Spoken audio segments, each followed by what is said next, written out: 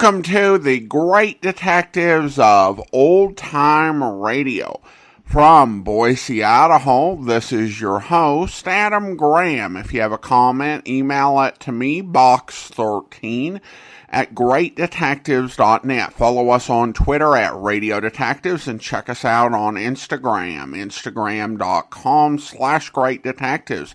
If you're enjoying the podcast, please follow us using your favorite podcast software.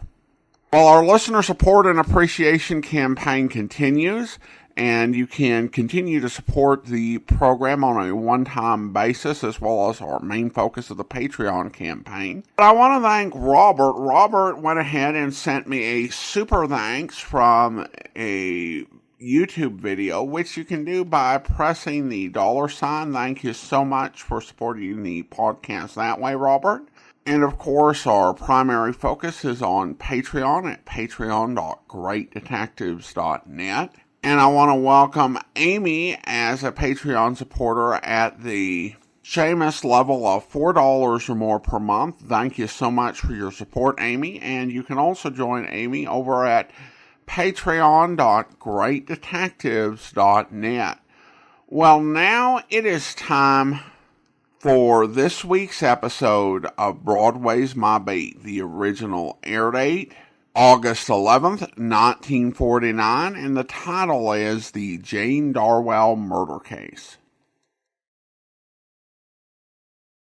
The FBI in Peace and War, ordinarily heard at this time throughout the year, is taking its usual summer vacation and will return to CBS 3 weeks from tonight on September 1st.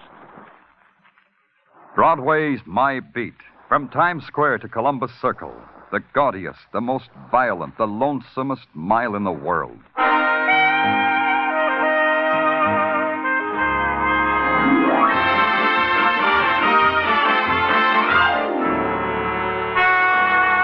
Broadway's My Beat, with Larry Thor as Detective Danny Clover.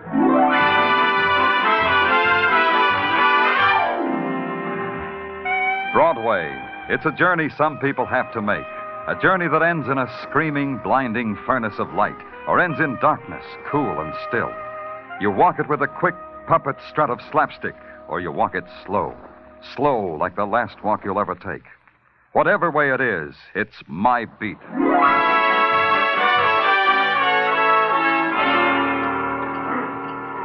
Broadway is full of people that are like pieces of a jigsaw puzzle. One of them, if you put them together right, will turn out to be Jed Stacy, scandal reporter for a rag that reports scandals.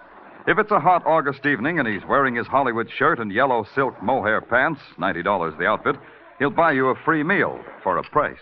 Jacques, bring us prosciutto with melon, vichyssoise, shrimp poulette, and a decent white wine. You got that? Oui, Monsieur Stacy. Yeah. Okay, Jed. Why the banquet?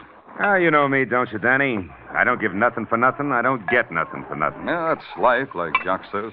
Yeah. Look, Danny, I got a note in the mail today, a typewritten note. I want to read it to you. Something you wrote? No, this has class. Here's what it says. Dear columnist, if you need a prophecy, here's a prophecy. A girl, Jane Darnell, will be found murdered tonight. That's a prophecy. Now, just checking, Danny, you got a corpse named Jane Darnell? No. Give me that note. Give it to me. Sure. Here, Danny, I'm through with it. It'll be in my column tomorrow anyway. It's all set up. Why didn't you give me this before? You know us scribes, Danny. We clutch things to our bosom. Besides, what good would it do you? If Jane Darnell is going to be killed, how would you stop it? You'd play nursemaid to a murder for a beat, wouldn't you, Jed? You're getting too large, kid. Too large. Take it easy, Danny. First, you got to find the little lady. It's a tough thing to do. Even for a guy like you, it's a tough thing. There's a telephone call for you, Monsieur Stacy. No, thanks, Jack. Plug it in here, will you? Oui, monsieur. Excuse me, Danny. Yeah? Yeah, this is Stacy. Where? Okay. Yeah, you get a fin. Yeah, the same to you. Come on, Danny. We going someplace? Yeah, to the room of a Jane Darwell. She's asleep in it, Danny. Dead asleep.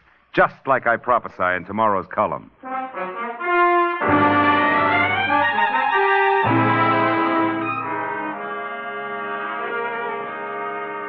In here, Lieutenant. Right over there on the bed. Yeah, Sergeant, I see. Strangled, huh? With a silk stocking. I'm not a guy who knows about a thing like this, Danny, but it looks like the murder weapon is a pretty inferior piece of merchandise. Buck 98 will get you 3 pairs. Take your hands off that stocking, Jed. Huh? Oh, yeah, sure, Danny. Police methods. I should have known better. Okay, Sergeant, give me the rundown. Call from the landlady at 8:10 p.m. Yeah? Landlady's story as follows. She returned here at 5 after 8, and then she... Where'd she return from? Corner bar. She spent the afternoon there singing Ghost Riders in the Sky and nursing a 10-cent bear for 6 hours. They threw her out at 8 sharp. We checked. Go on. Well, the landlady knocked at the door of Jane Darnell, the deceased. Upon receiving no answer, she walked in and found the deceased thus. Like so. Okay. Where's the landlady now? I peeked across the hall when we came in, Danny. Yeah? There's a little old lady sitting in a rocker with a compress on a little wrinkled forehead and a little wrinkled nose on top of a big bottle. Landlady, huh? Yeah, Right in here, laddie. Come on, right in this room. Take your hands off of me. I've been walking a long time without your help. Who's this, officer? A man who says he lives here. A man who My says his name name's is... Mac Taylor. What's going on here? Okay, officer, that's all. What's your business here, Mr. Taylor? I live here. Now answer a question for me. What's this all about? Did you know Jane Darnell? Oh, my Shirley. She takes 2 hours every Saturday night in the bathroom. And she is the... Oh, that's her over on the bed. What's the matter with her? She's dead. Murdered. Murdered? But who did it? Mr. Taylor, there's millions of people in New York. A little while ago, one of those millions of people came into this room and wrapped a silk stocking around Jane Darnell's neck. The person who did that was the person who murdered her. Do you know who it was, Mr. Taylor? Mr. Taylor didn't. She was just the other renter here in the boarding house as far as he was concerned. She never even smiled at him, he said. Man, you'd have to be mighty strange to kill a girl for that, he assured me. I assured him he'd better stick around. And then I went home and had indigestion all night from the meal Jed Stacy ordered that I never ate. The next morning, I spent the first 2 hours mulling over what I had in the murder of Jane Darnell. It came to 2 things. All I had was a girl in the morgue and a typewritten note saying she'd be there. Or, as Sergeant Tartaglia put it... All we got, Danny, is a girl in the morgue and a typewritten note saying she'd be there. Tartaglia, would you mind repeating that? Oh, sure, Danny. I said all we got is a... Never mind. Anything on that typewritten note Jed Stacy gave me? Kind of typewriter, stationery? Oh, typed on a Corona Portable. A new model. Cheap grade of stationery. 5 and 10 cent store stuff. Routine check, turn up anything? Not yet. I can't find a thing on this Jane Darnell. No friends, no relatives, nothing, Danny. Well, looks like this will be a tough one for us to crack. It'll take time, Tartaglia, but it'll crack. Danny Clover speaking. What? Who is this? Tartaglia, trace this call. Yeah. Who is this speaking? I can't hear you. Speak louder, huh? Yeah, I got that. When? Who is this speaking? Hello? Hello? What? Oh, look, operator, I was talking to someone when we were cut off. I see. Well, thank you, operator. Tartaglia! Calm and efficient service, You traced Danny. the call? Oh, sure. Well, what? Traced it to a phone booth in Grand Central Station. Oh, fine. That call was important? Tartaglia, I was just speaking to a murderer. Yeah? Well, what did he have to say? A murderer? Yeah, a murderer who was disguising his voice. He had to say just this. He had to say he did quite a job on Jane Darnell, and tonight he was going to do a better one on a friend of hers. A friend named Mary Smith. Mary Smith? Hey, I know a Mary Smith. Which Mary Smith, Danny? Which Mary Smith?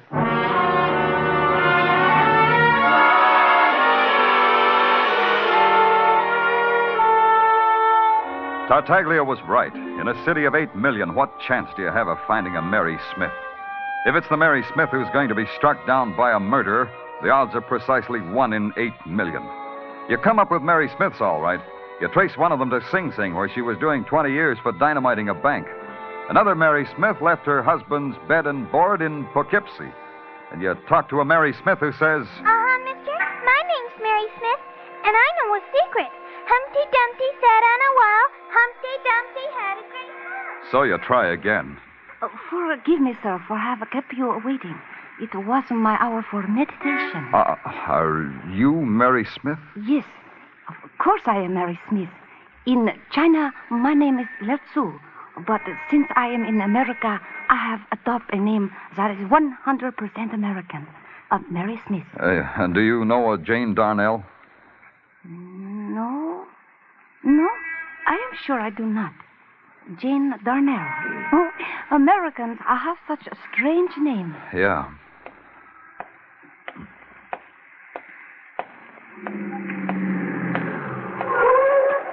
Danny!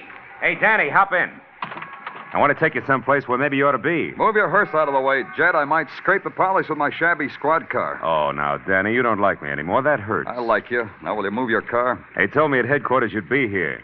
Now, look, if you checked with me, I could have saved you wear and tear, Danny. I'll make a note. Always check with Jed Stacy. He'll save you wear and tear. Or maybe I can buy it tomorrow for a nickel. You're fighting me, boy. You're fighting me. Get out of my way. You got nothing to say to me. Nothing I want to hear. You'll want to hear this, Danny. The Mary Smith you're looking for, I know where she is. Where? Well, if we're still friends, I'll tell you where. Cut it down to a number in a street. 10 West 16, Danny. A sordid walk-up, a scabrous How dwelling. do you know so much, paper boy? Anonymous phone call, Danny. Anonymous voice. Voice gives me address and particulars. Particulars? Anonymous girl named Mary Smith.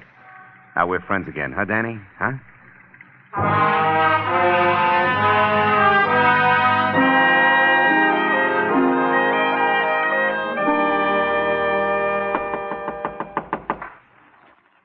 Miss Smith. Miss Smith. Open up, Miss Smith. It's the police. Maybe you should open it yourself, Clover. Yeah.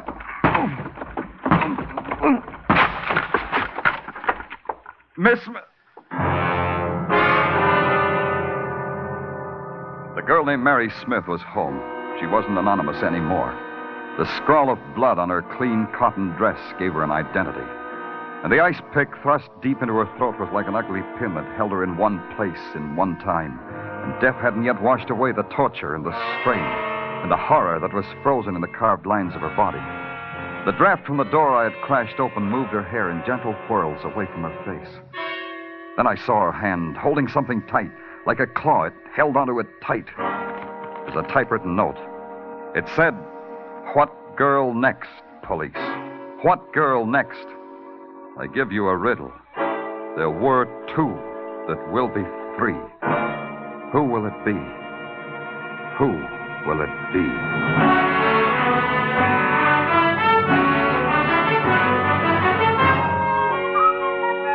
You are listening to Broadway's My Beat with Larry Thor as Detective Danny Clover.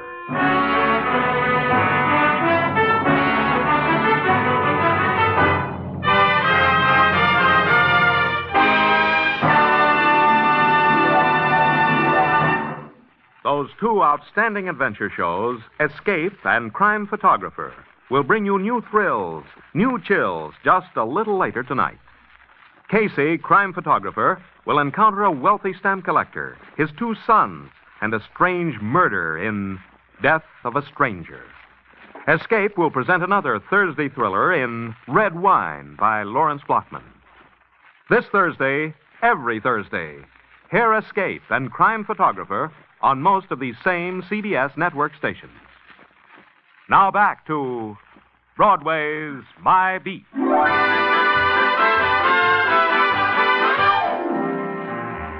Broadway all depends on the mood you're in. You can be part of the mob and perform for the sightseers, or you can write notes about murdering women and go about your business of murdering. In the latter case, Broadway dangles from strings. Broadway performs for a madman. It puts on a mask of horror and talks in whispers. Two people had died violently, and the clues I had for their dying were about as valuable as a pinch of dust. Correction, I had a thing of value. Another note. What girl next, the note said. It would be valuable if I knew what girl next. The only ray of sunshine at headquarters next morning was a police sergeant named Tartaglia, who did all sorts of remarkable things with details and file cards and pencil sharpeners. Morning, Danny. Good morning, good morning, good morning. Yeah, what have we got, Tartaglia? Well, I checked Judge Stacy, like you said. Yeah, he's got a pretty good alibi.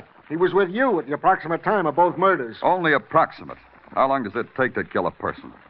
Hey, what did you find on that boarder, Mac Taylor? Oh, he's got an answer for every question we ask him. Right now, we're still checking the answers. So far, Mac Taylor's been telling the truth. Okay. What's in that envelope? Oh, in this envelope, Danny, intelligence from the FBI. With Los Angeles still operating, it's a wonder they had the time. Let's see it. Yeah, sure. Here. You know, on account of we didn't have any data on Jane Darnell and Mary Smith, I wired their prints down to Washington like I... like you should have. Yeah. This data you're holding was wired back. Hey, those boys in Washington sure work. Hey, look at this, Tartaglia. Huh? A link. A link between Jane Darnell and Mary Smith. Washington had their prints because they worked in a war plant. That tells you something, Danny? Maybe. Maybe a lot. They both worked for the same outfit, the Westfold Tool Company, a manufacturing firm across the river in Jersey. Get my hip boots, Tartaglia. I'm going to take a boat ride. You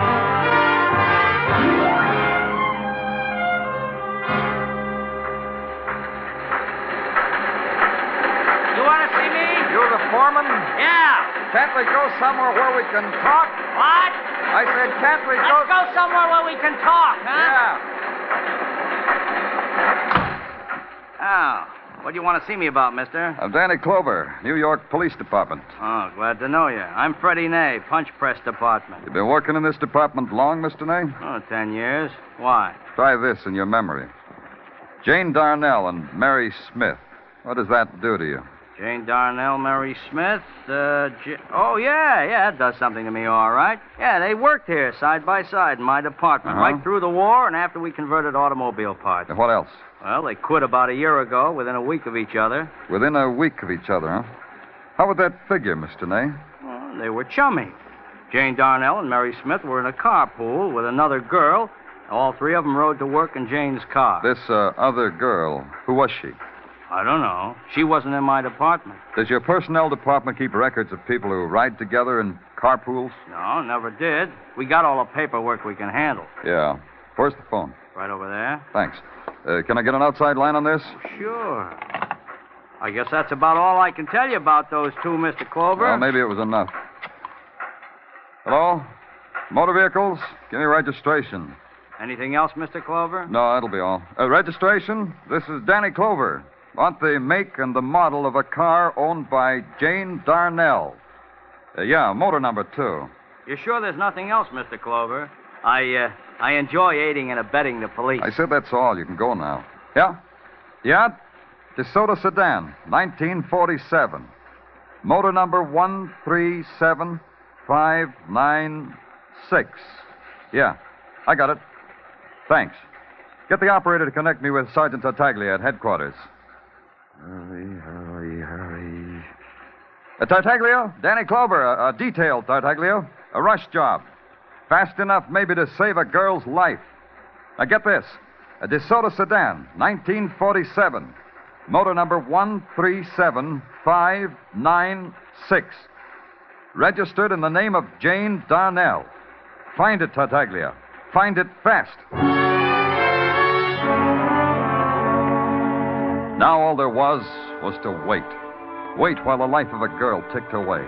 A nameless girl in a nameless place. And the girl without the name watched as you waited, her face veiled in the gauze of terror, and her eyes piercing the veil with hatred because all you could do was wait. There were 2 that will be 3, the note said. And 3 is a number that can add up to death. And a motor has a number that can add up to... And then suddenly the waiting was over. They traced the number. Traced it to a littered, junk-strewn yard presided over by a frightened little man wearing a beret. I do not know why suddenly I am a matter for the police. I have done everything as it was told me to. Oh, well, don't worry about it, Mr. Stern, David Stern. Yeah. They tell me here in America that there is dignity in dealing with junk, so I deal in it. But with the police, dignity becomes sour. It'll sweeten up, Mr. Stern. Give us a chance. Oh, I did not mean that. I mean, what I mean is not insult, only an analysis, a philosophical diagnosis. It's too deep for me, Mr. Stern. Some other time. Where's the car? You mean the one that the policeman in the uniform checked its number and its internal anatomy? I mean the one... Yeah, that's the one I mean. Internal anatomy? It's right here to your left, you see? That heap of junk? The police are interested perhaps in buying some used parts. The hubcaps are still nice and the carburetor... When was this brought in, Mr. Stern? Oh, just about a year ago. I remember because, you see, I remember the personality of machines. Now, this one is the victim of complete nervous shock. It looks like it was in a wreck, a bad wreck. Exactly. That's what brought on this psychosis. But in good hands, with good treatment, this could recover. Maybe. Yeah. Well, thanks, Mr. Stern. Thanks. Maybe I ought to start going to night school. Ah? You said something?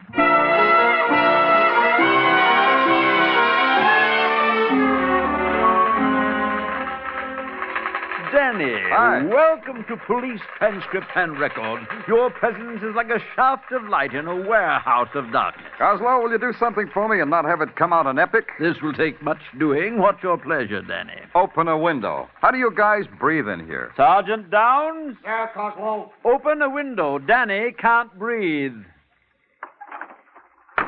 Ah, that was thrilling how you did that, Sergeant Downs. You may now go back to your typewriter. Anything else, Danny? I could fan you with this fan, courtesy Huxley's mortuary. Oh, thanks. A little closer, Coslow. Fine. Now get me everything you've got on an automobile accident. This car, about a year ago. Sergeant Downs? You get it, Coslow. I'll hold the fan. Your command is like a caress, Danny.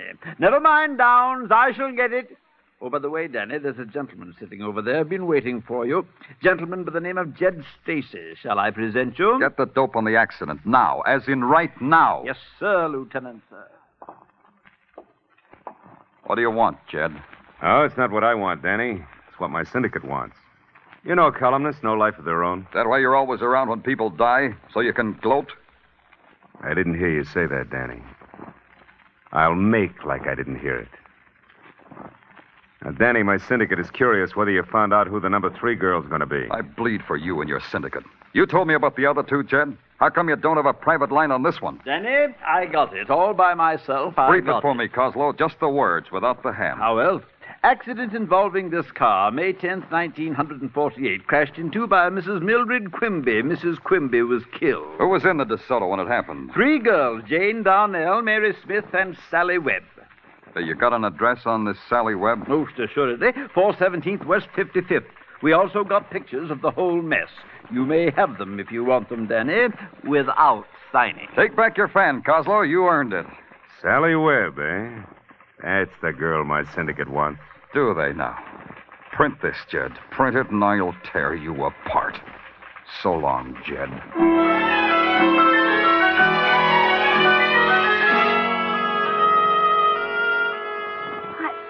I don't believe you, Mr. Clover. I don't believe you. Why should anyone want to murder me? We're dealing with a madman, Miss Webb. A madman who makes his own reasons. But me? Why me? I never hurt anyone or anything in my life. Maybe Jane Darnell and Mary Smith were like that, but they were killed. I hardly knew them. I just rode with them to work. We had nothing in common outside of that. You had this in common, Miss Webb. You were in an accident in which a woman was killed. So she was killed. Can she rise from the dead to murder me for that? Someone who loved her very much might want to kill you because he holds all of you responsible for her death. Well, then why don't you catch him, put him in a cage, rip him into shreds, and, well, do something. Something. Miss Webb, that picture on your bureau. Who is it? My boyfriend. Why? How long have you known him? Oh, a few months. You expecting someone? No. Let him in. Let them in, Sally. Hi, Sally. I found this envelope addressed to you in your mailbox. I brought it up. Is it all right? Give it to me, little girl. Huh? Oh, give it to him, Mary, and you better go now. All right, Sally. Sorry I haven't time to be polite, Sally. Mind if I see what's in the envelope? Thanks. Here, read it, Sally. And the third is Sally Webb. At 8 o'clock tonight, it's Sally Webb. Spin, Sally, spin till 8 o'clock. Then it's done. The same cheap paper, the same type, the same pattern. Now do you believe it, Sally? Oh, yes. Yes, help me, Mr. Clover. Please help me. If you'll help me. How? Just tell me how. Sally, I want you to spend the rest of the day as you would spend any other day. One of our men will be with you all the time. You'll never see him. You're not to look for him. But I want you back here before 8 o'clock, understand? Before 8 o'clock. Oh, I'm frightened, Mr. Clover. I'm frightened. It's the only way, Sally. You wanted him in a cage? That's where he'll be, just like you said. In a cage. So the trap was set. Sally Webb, the bait. New York Police Department, the hunter. The hunted? Somebody in that jungle city. Somebody crouching now in a dark corner until another time of killing. The man I had tail Sally Webb called in every half hour from a dress shop, a fruit store, from a laundromat, places like that. Then about 7 o'clock, the trap began to shape itself. A police cordon thrown around the block on West 55th Street where Sally lived. And a few minutes before 8, I was standing in a doorway next to the address, and the trap was ready to be sprung.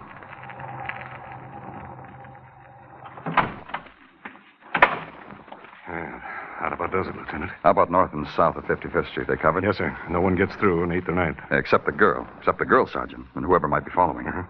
How about our boy, the one you assigned to Taylor? He's got orders to drop out at the corner of 9th and 55th. Now, get this, Sergeant. I want your men in uniform to stay out of sight. Plain clothes as inconspicuous as possible. No noise. Yes, sir. That's what I told the men. Who's that? What chowderhead was stupid enough to use his siren? That's probably Patrolman Florio, sir. He's siren happy. Well, I hope he's going to be happy pounding the cement in Flushing.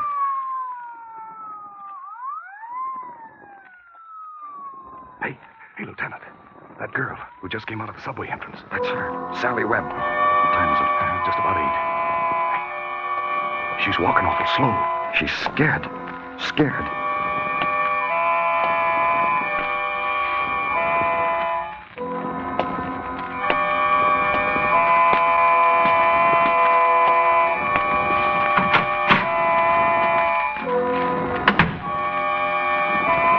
She's inside. See? The lights just went on. Let's go, Sergeant. Miss Webb, it's Danny Clover. It's Danny Clover. Lieutenant.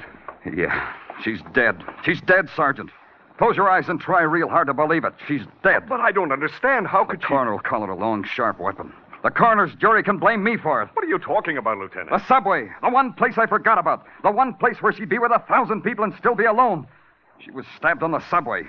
She had just enough strength to get inside her door. What are you doing, Sergeant? Oh, this stuff must have spilled out of her purse when she keeled over. Just junk, though. Lipstick, cigarettes. What's that? The piece of paper you're holding? Nothing, I guess. Just a piece of paper. Oh, wait. Something's typed on it. Huh? Read it. Now is the time for all good men to come to the aid of his country. I love you, I love you, I love you. Let's see that. The letterhead says Ridley's Department Store. Furnishings for your every need. Get me a squad car, Sergeant. I got a feeling Ridley's is going to furnish my every need.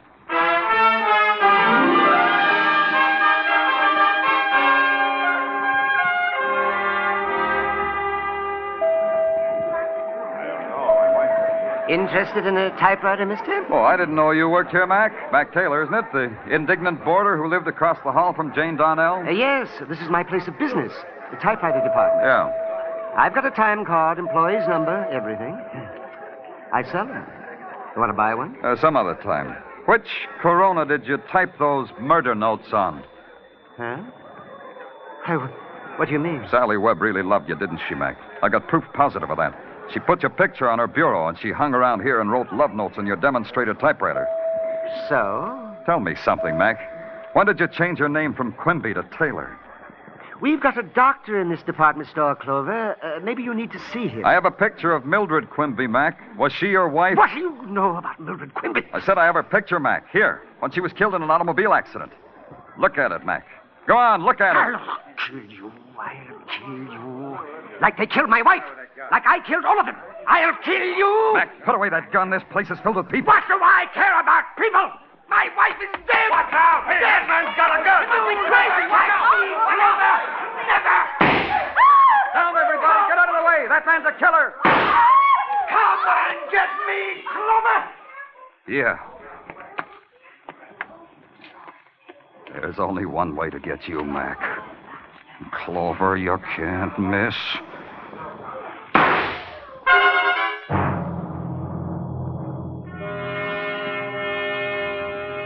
A madman lying in the blood of his death isn't much different from any man who dies in violence. There was a kind of furious serenity on the face of Mac Taylor, or Quimby, as though all at the same time he rejected and embraced the peace that a tearing bullet had offered his brain. They took him away. Then someone swirled a mop over the blood-stained tile of the floor. And that was the requiem for a madman. Broadway is a street of sounds. The hissing sound of the neon, the sweet sound of a girl's laugh, the harsh, rasping sound of the life deep inside the earth, and the other sound, the sigh, the painful sigh no one hears. It's Broadway, the gaudiest, the most violent, the lonesomest mile in the world. Broadway My Beat.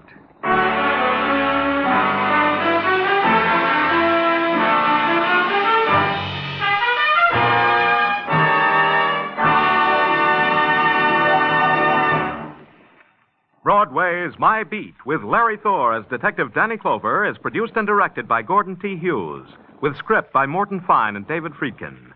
Musical direction is by Lud Gluskin. Be sure to join us next week, same time, same station, for Broadway's My Beat. The launching of a promising career as a singer, a bunch of yellow roses from an admirer, a single sniff of their aroma, and sudden death. These are the events that launch Mr. Keene, himself a promising career man, as sleuth in one of his most fascinating cases tonight. Mr. Keene's latest adventure, the Yellow Rose murder case, follows immediately over most of these same stations. This is CBS, the Columbia Broadcasting System.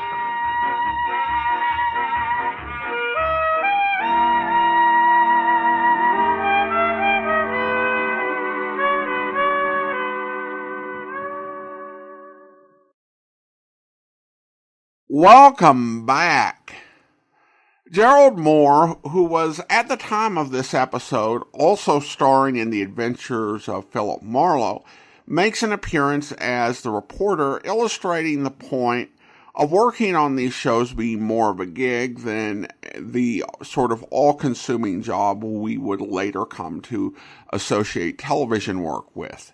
Mohr was very prolific during the golden age of radio, and he did a lot of work in guest appearances while he was starring in the adventures of Philip Marlowe with no real effort to disguise his voice at a time you think that voice would be becoming more recognizable. The script is interesting. Listeners might be reminded of our last Twice Told Tale that we played back in March, featuring Friedkin and Fine's work on the McCoy and then on yours truly, Johnny Dollar, where they recycled the script.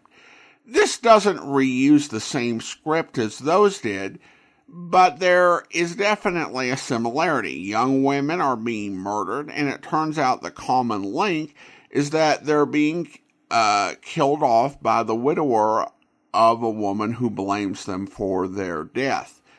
They actually used a similar concept in Pursuit, although I think that script used men rather than women. Of course, this story had a different ending than when we got in the Twice Told Tale, with the last woman being murdered rather than saved by our detective. So we don't really have a traditional case of script reuse across all of these scripts. What we have here is concept reuse, where the same general concept is used by David Friedkin and Mort Fine on multiple series with just little variations thrown in. Well, now we turn to listener comments and feedback, and we start over on YouTube. And we have a listener who writes, "Air date and description much appreciated. The passion for these classic radio broadcasts is why I'm a channel loyalist. Love it because the great detectives do really like these. Cheers." Well, thank you so much, and I appreciate your comment. I definitely love these shows, and the practice of including air dates in the description is something that came from constructive listener request and advice, and it predated this. It was on Dragnet and Superman. Initially when I started, I thought I could say, there were shows every week, or there were shows 3 times a week. This was the date of the first episode. And I think that you can figure out which are next. But that's just not how that works. And I think people wanted to have the original air date, both written and spoken. And it's turned out to be really helpful for me when I've had to go back and review programs to have that information in there. Now, of course, there are some programs that we just cannot give really helpful dates for. Mystery Is My Hobby was pretty much impossible. That'll always stick out in my mind, but we had similar troubles with most of Indictment, and Squad Room would probably be the most recent one that we had that sort of struggle with. But when I've got them and I can provide them, I always like to do it because I think so many listeners appreciate that. And I appreciate those who shared that feedback when I was just getting started. And finally, we have a comment from our listener survey with Derek just saying great shows. Well, thank you, Derek, and I appreciate you taking time to fill out our listener survey. Well, now it is time for us to thank our Patreon supporter of the day. And I want to go ahead and thank James. James has been one of our Patreon supporters since August 2023, currently supporting the podcast at the Detective Sergeant level of $7.14 or more per month. Thank you so much for your support, James. And that will actually do it for today. If you're enjoying the podcast, please follow us using your favorite podcast software. And if you're enjoying the podcast on YouTube, be sure to like the video, subscribe to the channel, and mark the notification bell. All those great things that help YouTube channels to grow. We will be back next Wednesday with another episode of Broadway's My Beat, but join us back here tomorrow for Mr. Chameleon, where... When I came home, I found my front door unlatched. I walked in to find Claude, my husband, dead, and Mary Ward going through his desk. But I didn't kill him. You'll have your chance to tell your story in just a moment, Mary Ward. Dave, have you removed the knife from the body? Yes, Mr. Chameleon. We'll go over it for fingerprints. Right. Mrs. Langley... what makes you so sure that it was Mary Ward who killed your husband, aside from the fact that you found her here in your apartment? Oh, incidentally, are you good friends? Mary's no friend of mine, Mr. Chameleon. And she murdered Claude, my husband, because she was madly in love with him, and he'd have none of it. He warned her to keep away from him. That's not true, Aura. Mr. Chameleon, Mary met my husband through her own husband, Don. And she proceeded to fall in love with him.